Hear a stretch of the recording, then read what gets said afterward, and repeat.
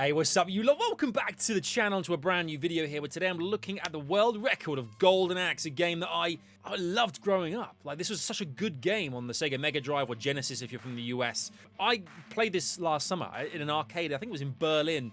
Fancy to go, never finished it as a kid. Finally, jumped in, tried to do it, bish bash bosh, I did it, I smashed it, I finally completed this thing. I've just seen the world record is currently held at about 7 minutes, which is absolutely mind-blowing. We're going to check it out and see exactly how it's done. If you're brand new to the channel, make sure to subscribe and like the video too, if you like the video. You can see here on the rundown of the top scores, if you're not sub 8 minutes, you're not getting anywhere near the top 4 spots here. You can see that 01 Garland 01 currently holds the record here at 7 minutes, 33 seconds, 583 milliseconds. We're talking like that's, you got to be really specific now. That's how close and tight this thing is. Done on the Genesis 3 years ago. Have a look at the rules here for the arcade mode. That's what this is. Timer begins when you select your character and ends when you lay the final blow upon the Deathbringer. Any option settings, continues are permitted. Bish, bash, bosh. Let's dive on in. Let's see exactly how this is done and how the hell Golden Axe is finished in 7 minutes, 33 seconds. Mental. All right, as you can see on the screen to the left here as well, it's broken down into different sections. We've got select player characters. To remind ourselves of the player characters' names, we've got the dwarf was Gilius Thunderhead. We've got this Axe Battler was the male guy with the pants and the sword. But it looks like Garland has chosen Tyrus. What's her name? Tyrus Flare as the main character here. So immediately, looking at the playthrough, I mean, the biggest factor here, I think we can all agree, is the fact that Garland knows exactly where every single enemy is coming from, every location, every single kind of potion-wielding sack dwarf character too, to maximize kind of the special attacks that you can do too. But already kind of on the magic meter up top there, you can see different magic meters that each of the characters have. We're already on the kind of green warrior section here, not utilizing any of the animals whatsoever here. The pink and yellow like duckbird things. Already we're kind of in the interlude of waiting at the campsite. I used to remember these all the time, just kicking the hell out of these little guys with the sacks, hoping for blue potions. I mean, already you can see the magic meter is really starting to turn up now. I mean, the woods is done already. I mean, we're already, I mean, that seemed remarkably quick. I mean, when I was a kid, it didn't... Love these enemies just throwing themselves off the side of a cliff. This is kamikaze central right now. This is great. I didn't know they could do that. And the children running away. All the in sync. I mean, they like marching to the beat. They're running together, and now we have little baby dragons. Again, Tyrus not utilizing the dragon and just flying, kicking everything in sight. And again, the dwarf maximizing the magic meter, getting it up to level 6 now. Or not getting up to level 6, actively avoiding the last 2 potions to keep it at level 4 here. Interesting how that's going to develop as we go, because I have no idea why that's a thing. But okay, so level 4 is ultimately a fiery wave, which clearly has killed the enemies, and we're again in the interlude screen in the stage 2 camp after the Turtle Village, which was just rapid. I mean, we've been doing this for what, 2 minutes already, and almost a quarter of the way through the game. It's kind of wild. I mean, fast forwarding every single map sequence too, I completely understand why we're speedrunning here, but I remember this level too. Is that a fish? I've never noticed the eye before. Is that are we on like a giant fish? What the hell is this place? Who built this? What? I don't even know what this is. I've never looked at the environment so closely before. I'm so focused on trying to not die in this game, which isn't a problem for Garland, who's yet to be hit as far as I can tell. But on stage 3, here comes the big bad guy, Deb. Deb the twins, both called Deb. The Deb twins. Never noticed the word Deb in my life. What does Deb even stand for? Die. Eagle bunnies? I don't know. The gold guys too. I mean, Streets of Rage come out this kind of era too, and you kind of saw the differentiation between each of the characters with their kind of like the stylistically. But here in Golden Axe, everyone's just got different coloured armour on, kind of depicting how tough they are. And again, the boss just battered there as well. Tyrus is absolutely delivering the goods. Oh, the big turkey drumstick too. I mean, was the health even needed? I don't think it was. We've gone past the stage 3 camp. We're on Eagle Island now. So after this, we're halfway through the game. And we're 336 or so into this, which is bonkers to me. I mean, absolutely extraordinary. We've got the... What does the 4170 mean? I mean, is that the address? 4170 volcano tower. I don't know what that is. Oh, we've gone full Jason the Argonauts now. The skeleton warriors, who she's just flying kicked off a cliff. Which when playing the game, you don't really think about it, but actually it's absolute comedy gold. I love to see it. Why does it feel that there's so many of these little dwarf guys with sacks too, constantly trying to give us the stone-colored ones? It's the same 3 enemies on repeat. How have I never really taken notice of this? Obviously, there's multiple Golden Axe games, but the first one is. I mean, even playing this last summer as I did, and I was grinding this out in the arcade. I don't remember this at all. Okay, Garland's used the Flame Wave there again. It's probably got like a technical name, but Flame Wave seems accurate. Stage 4 done. Oh, the green ones. Oh, they're the meat producers. The meat guys and the potion guys. The blue and the green guys.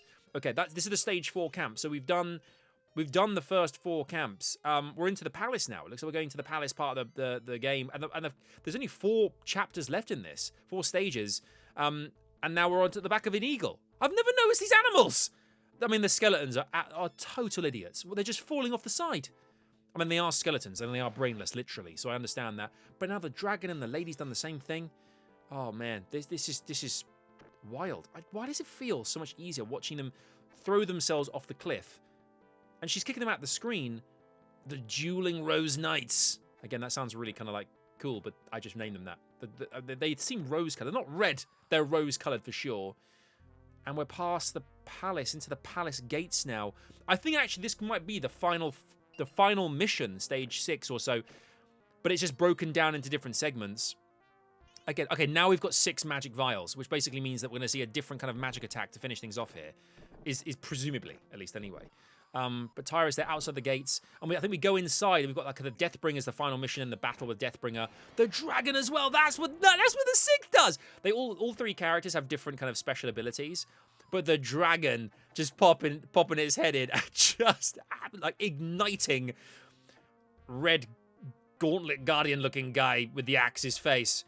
And it's just easy claps for Tyrus there, who now finds the King and Queen? I played this last year. I don't remember this. Well, I was just too gassed that I was going into the last kind of mission here, but the Prince and Princess or King and Queen have been saved, but I'm going into the dungeon now. The dungeon, stage 7. I guess there's 8 stages. I mean, right now, 6:29 on the clock or so. So we've got again that. I mean, that was on the edge. I mean, Garland knows exactly what's up there. Literally on the edge there, jumping to the next screen, just about making it. I mean, when you've got gaps in the environment like this, it's just, why is that green? Why do these green things with swords not come out and play behind the walls there? Look, they look awesome. Why aren't they one of the enemies in this thing? Totally wasted. They're just decoration. They'd be awesome. A bit of variety at least. Well, they design something else, but it's the background. It's not actual enemies. It's like 3 enemies, and all these. We haven't really seen any of these guys. The dragon comes out again, just blitzing skeletons, enemies left, right, and center. And now we have the mustard-colored knights. Mustard knights! And she's just kicking them off the cliff. Oh, mate, that is the way to do it. What have I been doing? What have I been doing in my life? Why, as a kid, did I not understand this? And now this is the final boss, Deathbringer. I mean, there's no magic potions. Just doing the kind of upwards, downwards stab motion over and over again on repeat. So Deathbringer can't even get up to put an attack away. The skeletons aren't getting close, really. That's it. That's the game. Deathbringer's taking the axe to the chest. I mean, as far as final bosses go, that was pretty straightforward. I don't know why I've let the boss wander so much around the arena come the last mission, but that's the game. Can you imagine getting this growing up and you finish it in 8 minutes? What a waste of £50. I think it was 50 quid. And I'm just speculating here. I think it was 50 quid back in the day, which in the 80s and 90s was a ton of money by today's standards. We got a cast of characters too, kind of a rundown. I think when I completed this last summer, I was too busy running around going absolutely bonk. Oh, we've got the enemies. So they're Henninger, silver, purple, and red. They're all the same height and size. They've got different attack classes, but they're all the same size and weight. All of them. And the gold version, the dark version, the bronze version. Interesting, they've got attack and move levels. I've never seen this before. The silver longmoan. I mean, there's just the same enemies over and over again. Why are their legs like that? Why are their legs akimbo? Why are they always crouched? Again, they're the same enemies, but just smaller. The bronze ones seem to be heavier, but I don't know why that matters. Do they fall harder? I don't remember that happening. Storchinaya and Strobaya. The Russian element in the game. Storchinaya and Strobaya. And then they got Lamania and Gruzia. I didn't realize there was an Eastern European element to Golden Axe. It went over my head, but look at that. Lemania has got A for skill and movement. Just skeleton. That they just thought, you know what, we've gone Russian. We've gone kind of like fantastical. Let's just be basic. Let's be basic around the skeletons and just call them what they are, because that's what everyone's going to call them. They're going to call them skeletons. Bad Brothers and Lieutenant Bitter. Lieutenant Bitter's 6'11". Dude, guys like LeBron James. And the Bad Brothers are 8'3". Oh, get out of town. Sergeant Morton, Sergeant Hop, Colonel Bitter. I mean, 2 characters. They were lazy there. And the grey one's called Bitter. The rose one's called Bitter. Just same name. General Heartland. Again, Mustard's General Bitter. Call him General Mustard. Bit of differentiation. I mean, we're literally adding one more letter and changing things around. Add a bit more substance to the game. But still, I respect it. They're called chicken legs. I did not know. Length 8'10". Weight 756 pounds. It's like 2 elephants. That makes no sense. This game's the weight to height ratio is way off. You know, blue and red dragon. Basically, again, go back to the skeleton route. Length 10. Over 1,000 pounds each. Blue thief, green thief. I mean, they look like thieves. I call them like bag boys. I call them bag boys. The green and blue bag boys. Potion kid and meat guy. Even the villagers are in the cast. They were on there for 4 seconds. They literally ran from one side of the screen to the other. 3'7" and 4'3". Come on, mate. Death Adder Jr. 8'2" and 667 pounds. I mean, look how muscular this guy is. 667 pounds of just pure muscle. I mean, the developer's having a laugh here. And Death Adder there, the same. Deathbringer, who has got A&A. But that's the cast of characters. That's the game. I've never watched the cast before. There it was, Golden Axe, the world record as it stands. 7 minutes. Ridiculous. 33 seconds, if it was, to complete the game. When you watch it back, I mean, actually, when you look at it, it's pretty straightforward. It's just knowing where to be and kicking enemies off the screen and using the specials when necessary. It's pretty straightforward when you think about it. And most people, if they kind of really studied that, could probably do it in a sub 8 minutes, or at least around that kind of time, at least anyway. But GG's, you know, Garland for getting the world record right there, and I'll put the link to the actual video on YouTube as well. Let me know what you think of the video of Golden Axe. Was it a big game for you? Did you enjoy Golden Axe? And what else do you want to see in terms of speedrun reviews as well, courtesy of moi? Let me know in the chat. Once again, if you haven't done so, make sure to subscribe to the channel and like the video too. If you did like the video, I thought this was kind of awesome, particularly the cast bit. I did not the height and weight ratio is mad. That is mad off. I mean, the dragons being 10'10" and their weight being over 1,700 pounds. That's like a small building, but yet they run around like they're just having the time of their lives. I don't know. Until next time, take care and bye-bye for now. 10'10", mental.